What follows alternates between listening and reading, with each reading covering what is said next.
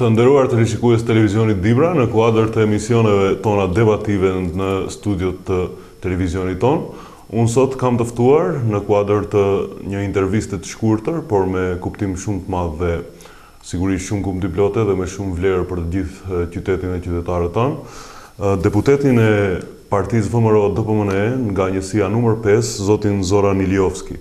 Do të bisedoj së bashku me të sot për disa çështje të cilat sigurisht ju tangojnë të gjithë juve, por edhe të gjithë zonën e qytetit tonë, e cila përfshin, me që është e ndarë tashmë në dy njësi zgjedhore, 5 dhe 6, edhe Dibrën, por edhe një pjesë të Strugës, Ohrit e kështu me radhë, çështje të cilat kanë të bëjnë me ekonominë, zhvillimin e kështu me radhë. Do ta filloj bisedën me zotin Iliovski dhe bisedën do ta zhvillojmë në gjuhë maqedone. Gospodin Iliovski, čest mi je danes da бидете дел od нашата дебатна емисија тука во телевизија Дибра. И би ве прашал како прво, дојдовте од Девар денеска, времето не е баш и толку добро надвор, пошто врне, но какви се вашите импресии за Девар и за целиот наш регион?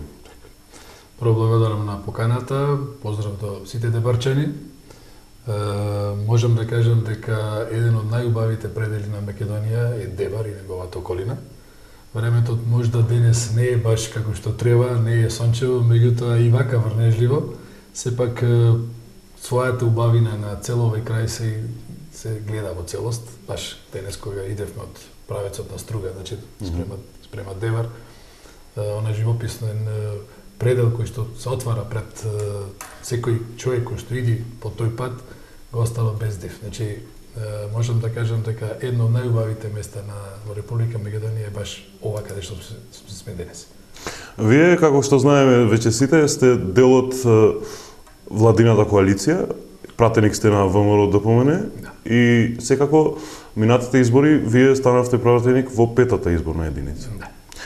Какви се вашите планови на коалицијата, на владата за ова единица? Зборуваме за петата изборна единица. Че владата на Република Македонија, заедно со коалиционите партнери ДУИ, се труди во периодот кој што е пред нас да ги подобри аспектите на живење во цела наша република, при тоа не правејќи разлика од реон до реон, со еден збор во програмата кој што е владина и усвоена при правењето коалиција заедно со своите коалициони партнери, се предвидени проекти кои што ќе подобрат животите на граѓаните во цела наша република. Има проекти кои што влијаат на животот на сите граѓани без обзир во кое населено место живеат. Значи, би ги спомнал пример проектите за субвенции во земјоделието. Значи, земјоделието, субвенциите кои што се даваат во оваа област се предвидени во наредниот мандат на владата да изнесуваат 140 милиони денари само евра, 140 милиони евра субвенции само во 2014 година се предвидени да се дадат. Значи, влијание на сите наши граѓани воопшто во Република Македонија. Исто така, покачувањето на платите во јавната администрација за 4%, покачувањето на социјалната помош, подобрување на условите на транспорт на граѓани, значи со изградба на автопатите из Македонија, подобрување на железничката инфраструктура, вложување во енергетиката, вложување во гасификацијата. Со еден збор, голема палета на области кој што е опфатена и кој што е дефинирана со почеток на владење на ова владина коалиција.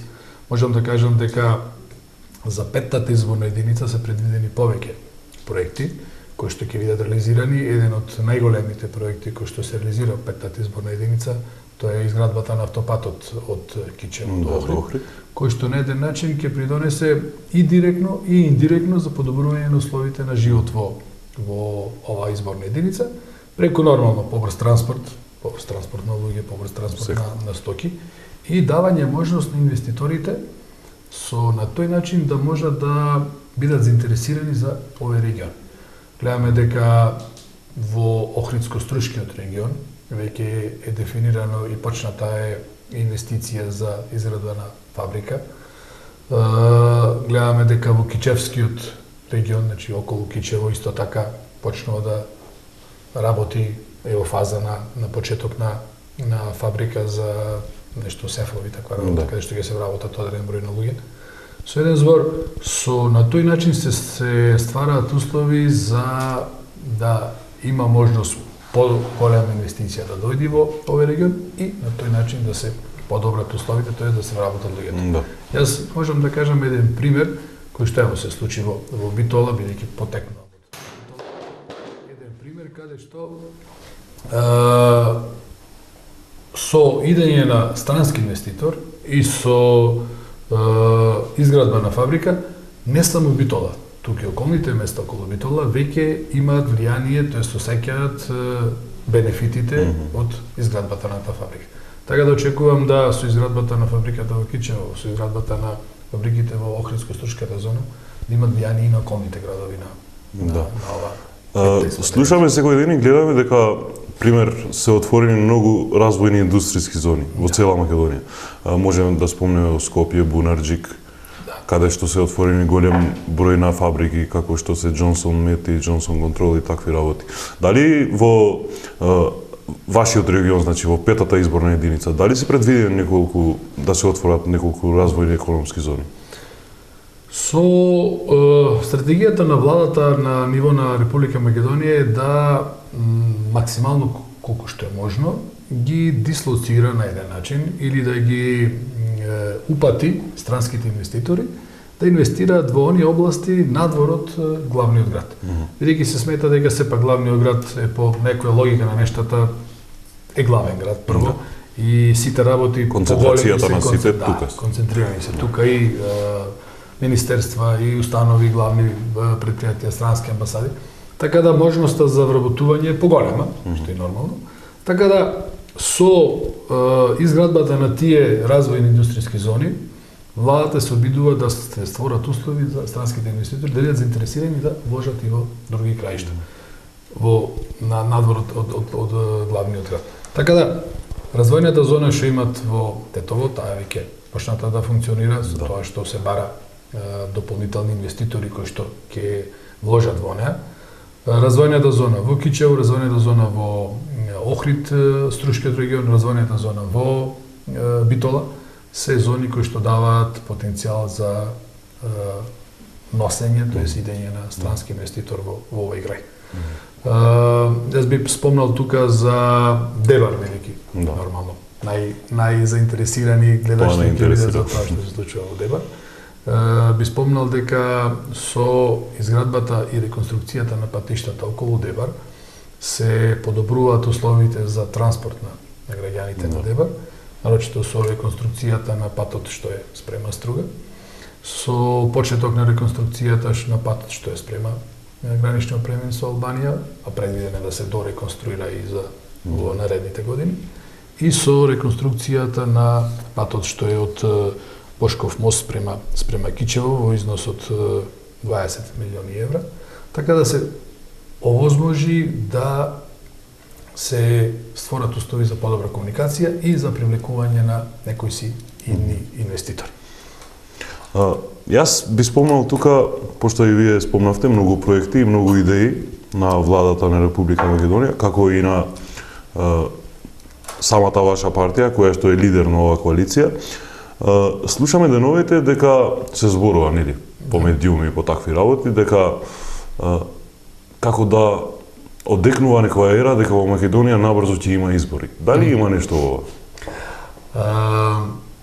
Прво, муабетот или баш што викаш ти одекнувањето дека може да ќе има избори. Според мене најмногу се продуцира и се пуштаат тие муабети пред се од Социјалдемократскиот сојуз. Бидејќи Социјалдемократскиот сојуз според мене се наоѓа во една безизлезна ситуација. Самите си ги врзаа рацете со тоа што се тргнаа од преговорите кои што беа почнати меѓу нас и нив после завршувањето на парламентарните избори, на нивно барање. Тие ги бараа преговорите, нивно барање и се повлекоа. Каде што ние како партија сме отворени за секакви прашања да ќе бидат поставени на маса и за се да разговараме отворено. Единствено што јасно и гласно го кажавме, дека не сме спремни да разговараме, тоа е за техничка влада, бидејќи сметаме дека според нас тоа е пред се кршење на волјата на гласачите. Значи не можеме ние излегуваме на избори за нас како владаачка партија или како владаачка коалиција, како сакаме да ги земиме, значи ако земиме дека ВМРО-ДПМНЕ со коалицијата и ДУИ со својата коалиција освои огромен број на гласови и сите тие гласови ние да трнеме на страна, зошто? Заради тоа што СДС така сакал и сметал дека треба да има техничка влада и да поништиме волјата на сите тие гласачи. Така да барањето за техничка влада за нас воопшто не е предмет на муавет, а за се друго сме спремни да разговараме и да преговараме. Ако тие сметаат дека некои делови од изборниот законник се проблематични, ние сме спремни за тоа да седнеме да разговараме, како што всушност и правевме пред изборите и како што всушност на нивно барање дел од изборниот законник беше променет и се воведе дури и некои според мене како да кажам методи од средновековието каде што бевме обележани на прстот дека гласавме. Со еден збор, ние како владаачко мнозинство, како партија која што е прва во владаачкото мнозинство, значи како во моментот така е. Да, како ВМРО-ДПМНЕ, воопшто не размислуваме за предвремени парламентарни избори, тоа јасно и гласно го кажуваме. Ние му дадовме шанса и му даваме се уште шанса на опозицијата да многу добро размисли што прави, да свати дека со нивните потези пред се му штети на Република Македонија.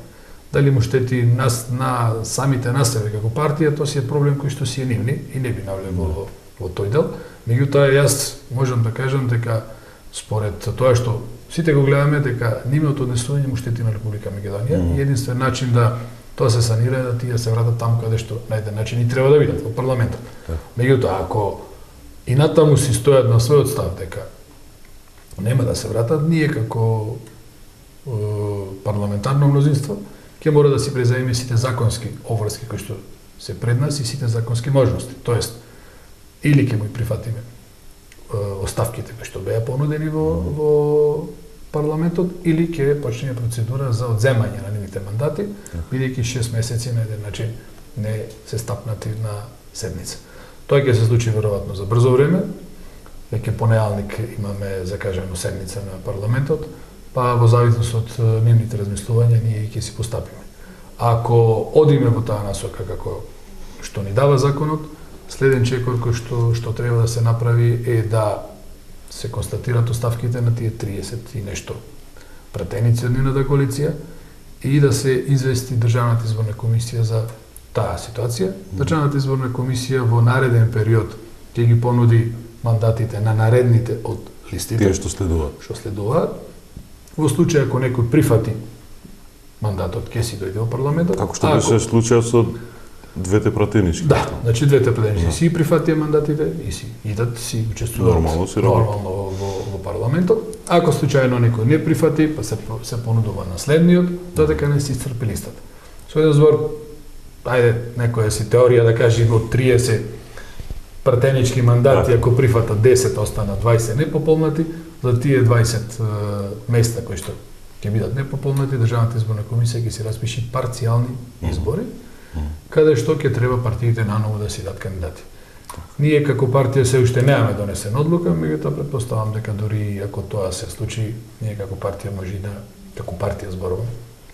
може да не учествуваме на тие парцијални избори со наши кандидати, бидејќи сметаме дека тие места се сепак места кои што му припаѓаат на опозицијата и ќе оставиме опозицијата да си предложи кандидати и на еден начин меѓу нив да се одлучи кој од предложените кандидати од која опозициона партија би добил најголем број доверба, најголем број на гласови, тоест доверба во граѓаните за да дојде во парламентот. Така.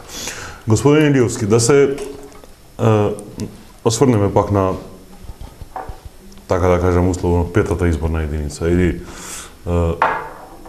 местото кое што нас не опфаќа како општество. Концентрирани сте деновите или последниве 2 недели или месец дена многу на активности. Значи, гледам и по други медиуми и по вестници дека цело, како да кажам така, во наводници, цело ВМРО е на терен. Дали ова е докажување дека ги докажувате вашите резултати до сега кон луѓето кои што ви даваат глас или како што реков е припрема за Така, за некои случаи. За некои други случувања кои што Да. едноставно само тие што се на врвот ги знаат. Ние како ВМРО ДПМН можам да кажам дека нашите активности континуирано, ето од кога сме на власт, од кога ова раководна структура во партијата е на чело на партијата, тоест премиерот Никола Груевски е на чело на партијата на ВМРО ДПМН. Ние континуирано сме на терен и континуирано имаме активности, со тоа што можда малку на луѓето му изгледа чудно дека имаме толку активности надвор од изборен од изборен период. И тоа некој пат може да се свати дека ние се спремаме за избори. Значи, пак ќе кажам, не се спремаме за избори, туку ние редовно и континуирано се трудиме да бидеме присутни меѓу народот, тоест меѓу граѓаните што не гласаат. Затоа сме излезени на терен, затоа имаме континуирано посети по населени места, имаме распоред каде што, ево конкретно ќе кажам како пратеници, имаме распоред секој викенд да ги посетиме населените места од каде што потекнуваме. На еден начин дел од таа агенда е и моето присуство тука во телевизијата, во вашата телевизија во општина Девар, иако не сум од општина Девар, меѓутоа сепак сакаме да си кажеме нашите размислувања, нашите ставови општо за ситуацијата во државата и да граѓаните, тоест народот, слушни директно од нас што размислуваме за проблемите кои што ги имаме во државата. Нормално државата мора да се развие, државата мора да ги решава проблемите. Ние како партија на власт сме свесни дека не е се решено. Сме свесни дека треба уште многу работи да се доработи. Така, нормално. Меѓутоа, ако не го слушаме народот, ако не ги слушаме граѓаните, потребите, маќите кои што ги имаат, ние потешко ќе ги решиме нивните проблеми. Затоа сме на терен, сме стално присутни со нив, ги посетуваме населените места и најголем дел од проблемите кои што ги тие наши граѓани ги искажаа со нашите средби, ние, како пратеници на институцијата пратенички прашања пред една до две, ги поставивме директно пред министрите и пред владата, за да владата се насочи на решавање на тие проблеми. Со еден збор, тука имавме и прашање од цела наша република, цела наша држава, со тоа што сите ние пратеници се концентриравме нормално од местата каде што потекнува. Моите прашања претежно беа за Битола, прашање за Девар имаше од пратеникот Фатмир Имеровски, кој што потекнува од Девар за околината на Девар, се чини дека беа околу изградбата на некој од патиштата. Со еден збор, тие прашања отсликуваат сликата на луѓето, тоест на проблемите кои што секојдневно тие се среќаваат и кои што секојдневно бараат на еден начин да бидат решени. Нашата активност сигурно ќе продолжи натаму, нема да се застане, без обзир како другата страна ќе толкува и како ќе се плаши дека тоа ќе изгледа, бидејќи само на тој начин ќе можеме да допринесеме за подобар и поквалитетен живот на сите нас.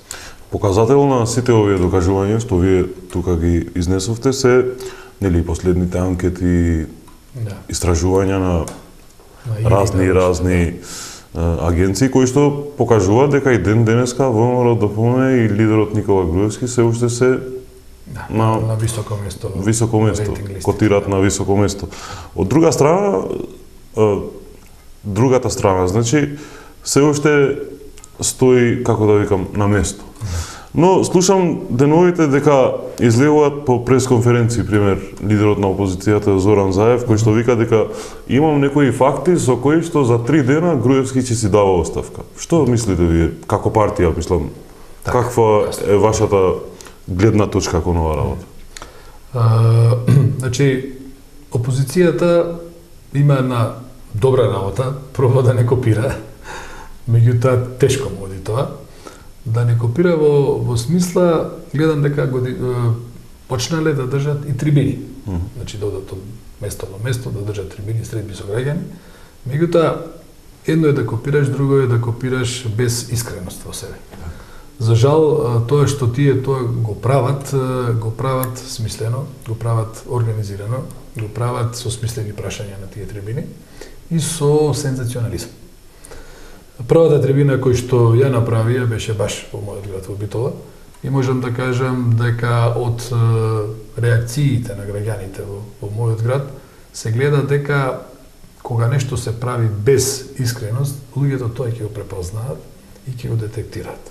Значи не можеш народот да го замајуваш со приказни, не можеш народот да му ветуваш само, а ништо да не исполнуваш. Не можеш да во еден период зборуваш едно, за еден месец да го мениш ставот па да кажеш нешто друго. Луѓето препознаваат искреност, луѓето препознаваат трудолюбивост и луѓето препознаваат желба за да нешто се направи позитивно за нив.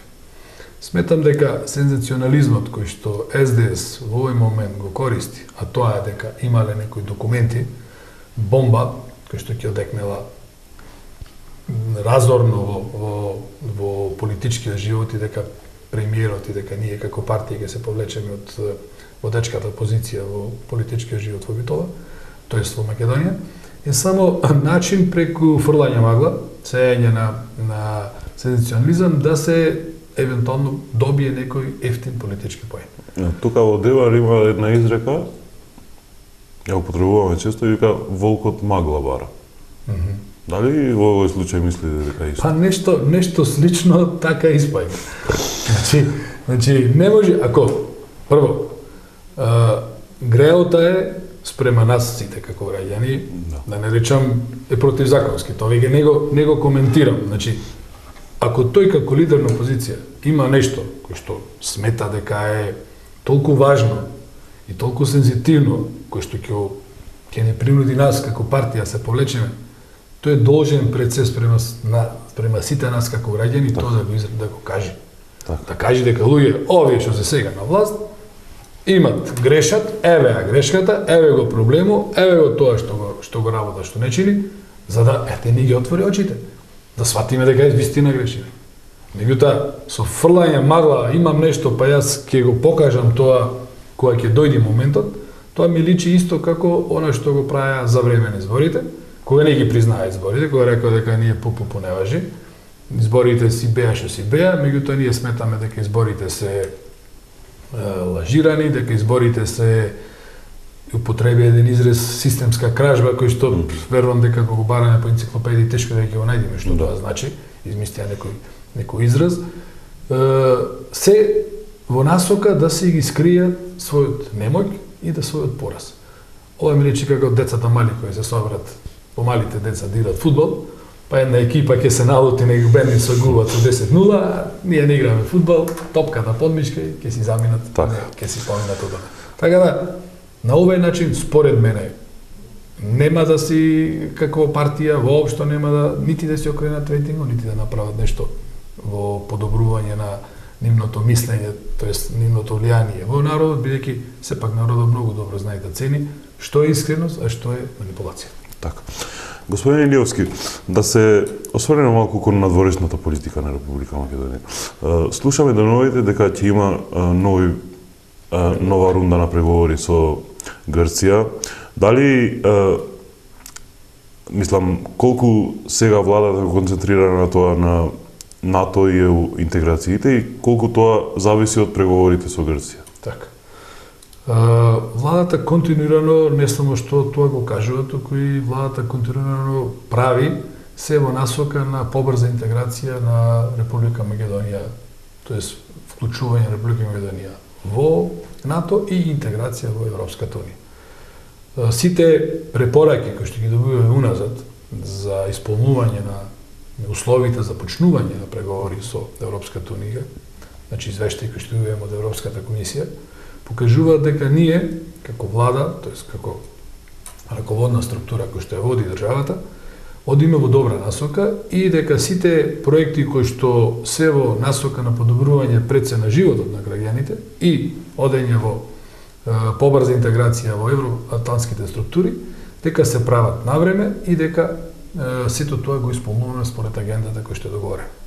За жал, јасно ни е на сите, јасно му и на Европа, дека единствена пречка за почнување на преговорите со Европската унија и членство во НАТО е нашиот јужен сосед, тоест Грција, со ирационалниот проблем за името.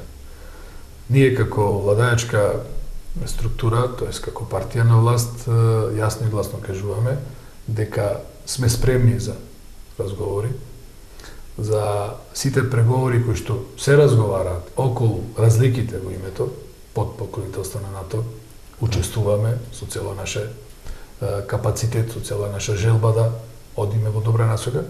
Меѓутоа, некои линии ги имаме поставено, а тоа е, ако евентуално дојдеме до момент да се постави намаса за промена на име и така, во таа насока, ние јасно и гласно кажавме дека тоа може да се направи после искажана референдумска воља на народот на Република Македонија. Че ние како владајачка партија сме свесни дека таква работа воопшто не може да се направи никој сам, туку ако народот тоа оцени дека може да го направи, тогаш да. Со еден збор, сите наши активности во насока на побрза интеграција кон НАТО и кон Европската унија, ние ги правиме и нема да се откажеме од нив, без обзир дали Европската унија ќе не прими сега, тоест дали ќе почне преговори сега, по 5 години или по 10, не заради нив, туку пред се заради нас и пред се заради квалитетен живот на нашите граѓани во околу нас. Бидејќи со тие реформи ги подобруваме законските услови во државата, ги подобруваме стопанските услови, инвестицијскиот амбиент во државата, со еден збор одиме на подобрување на квалитетот на животот. А тоа пред се нас не е најважно. Така. Господин Илиовски, има, пак ќе се осврнам кон една друга изрека, која што вика иднината е во младината. Да. Колку денеска раководството на ВМРО допомена и владата на Република Македонија е насочена кон тоа да превземаат активности и мерки младите во Република Македонија да се чувствуваат поевропски луѓе. Так. Зашто сите знаеме интернетот, Facebook, овие работи, сите комуницираме дури и во Кина и во секоја земја. Но колку денеска младите се вклучени во системот на Република Македонија и што предвидувате вие како влада, како коалиција, за да младите во Република Македонија утре, пример, ако се разбуде, да не вика каде треба да бегам, туку да стои тука. Така. Како владајачка партија сме свесни дека иднината на сите нас е во младите и ние како влада правиме многу проекти, промовираме доста проекти кои што се во насока на подобрување на животот на младите, во насока на давање поголема шанса за нивно вработување, поголема шанса за нивно образование. Значи, во сите аспекти каде што може со младиот човек да се искаже себе си. Во сите моменти каде што, во сите ситуации каде што можеме да ги промовираме и каде што можеме да ги поддржиме младите, ние тоа и го правиме. Тоа може да се види дури и преку составот на владата. Значи, можете да видите дека во многу раководни позиции, дали во влада, дали во министерства, дали во разни јавни предпријатија, премиерот Груевски и ние како партија му даваме шанса на младите да се искажат и да се докажа дека во нив е иднината, дека со нивниот ентузијазам и со нивното знаење дека можат да придонесат за подобар живот на сите нас. Така да и проектите кои што ги промовираме, значи во областа на образованието, значи со бесплатното здравство, со отварање на дисперзирани студии низ цела Македонија, значи му даваме можност на младите да си добијат образование за да можат да бидат конкурентни на пазарот на трудот и да можат да нудат квалитетни решенија. Исто така имаме проекти и за помагање при вработување на младите луѓе. Значи, кои ќе завршат факултетот, дали преку само вработување, владата дава субвенции за фирми кои што можат да се млади луѓе кои што можат да отворат, дали преку субвенционирање на одредени трошоци ако се вработат млади луѓе до 29 години во некој од фирмите. Значи, преку разни проекти да може младите луѓе да имат поголема можност да пристапат кон некоја работа, бидејќи на крајот на краиштата тоа е и целта на сите нас. На тој начин, преку такви активности на владата, ние се трудиме да младите луѓе ги задржиме во Република Македонија. Меѓутоа, имајте во предвид дека денес светот е едно големо, да не речам село, тука еден голем простор, каде што протокот на луѓе и идеи е многу полесен и каде што доста млади луѓе, без обзир дали се од нашата држава или од други држави, го менуваат местото на живење се во насока на подобрување, пред се на според според собственото мисли и на образованието и во насока на подобрување на квалитетот на животот. Миграцијата на луѓето не е само во Македонија, со тоа што нас најмногу не боли кога некој наш ќе замени настрана. Од друга страна и се трудиме како влада да голем дел од нашите млади луѓе кои што се родиле или кои што заминале во странство, ги привлечиме да се вратат назад. Има доста примери, голем број на примери каде што млади образовани луѓе кои што дури и родени во странство, наши, значи со потекло од Република Македонија, родени во странство или како мали заминале таму па се образувале таму, се почнале некој бизнис, голем дел од тие млади луѓе се враќаат тука во Македонија и почнуваат да отворат некој бизнис или да се вклучат во работа на некои странски компании. Голем дел и од нашите министри задолжени за странски инвестиции тоа го гледаат да го промовираат. На тој начин да успееме да пред се квалитетот го донесеме во Македонија и квалитетот кој што ги имаме во Македонија го задржиме за во насока на подобрување на условите на животот кај нас. Така. Господин Илиевски, пред давнешно време тука гостин во мојата емисија беше министерот за труд и социјална политика господин Диме Спасов. Вие како пратеник на петата изборна емисија ќе ви поставам едно прашање за кое можеби не сте и до толку информирани, но што можете да ни кажете за статусот на вработените во Центарот за деца со посебни потреби во Дебар, кои што имаат веќе, да не речам многу, но 5 години што не се земани ни плата, ни осигурувани, ни ништо. А тој центар секој ден функционира. Децата, пример, имаат потреба за излети, за некои разни активности. Гледаме во последно време имаше акции, така да ги наречем, на владата, каде што се носаат децата на одморалишта, такви.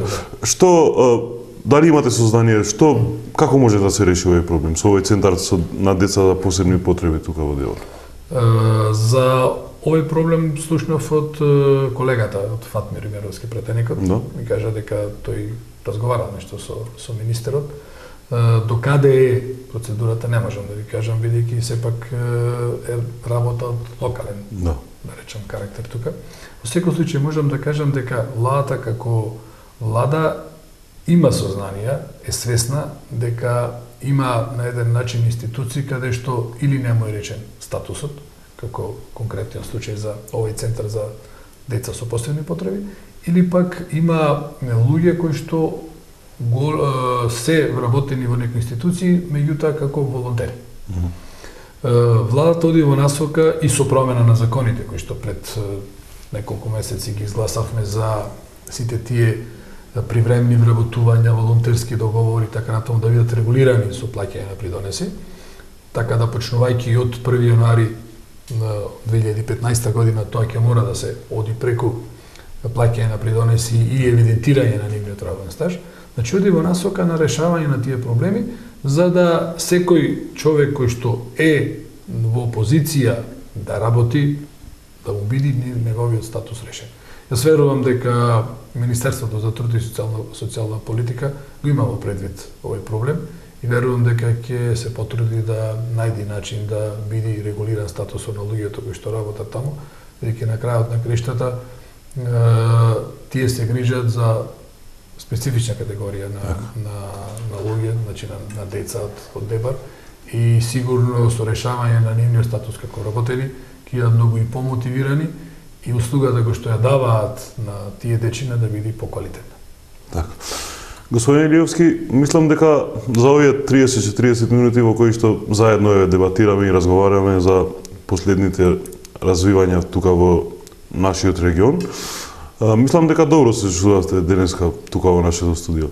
Па на крај би рекол дали има нешто кое што јас не го поставив како тема на разговор, па вие го пропуштивте да го кажете. Имате нешто да дополните за крај? Па прво да ви кажам дека стварно се чувствував прекрасно и од тука планирам и да прошетам малку низ Дебар, така да осетам атмосферата во градот. Ви благодарам на поканата за гостување. Јас ми се чини дека опфативме доста аспекти на општествениот живот во државата и ништо посебно не би имал да додам, освен дека само со работа, со контакти со луѓе, со отвореност према луѓето, сите ние ќе придонесиме за поквалитетно да се одвива нашиот живот околу нас. Така да, поздрав до сите ваши гледачи. Фала. И во име на целата наша екипа, јас ви благодарам уште еднаш што бевте гостин денеска во нашата дебативна емисија и се надевам дека ќе се гледаме и некој друг пат за идни резултати и развој. Ви благодарам уште. Фала. Дërsa ju të nderuar televizionistë televizioni Dibra, unë ju falenderoj që qëndruat sot me ne në këtë emision debativ. Shpresoj që shumë nga çështjet të cilat ju preokupojnë juve, familjet tuaja, por edhe fëmijët tuaj në zhvillimin e jetës në qytet, të kenë gjetur vendin dhe përgjigjet e tyre sot këtu në emisionin tonë. Deri takimin tonë të ardhshëm, mirupafshim.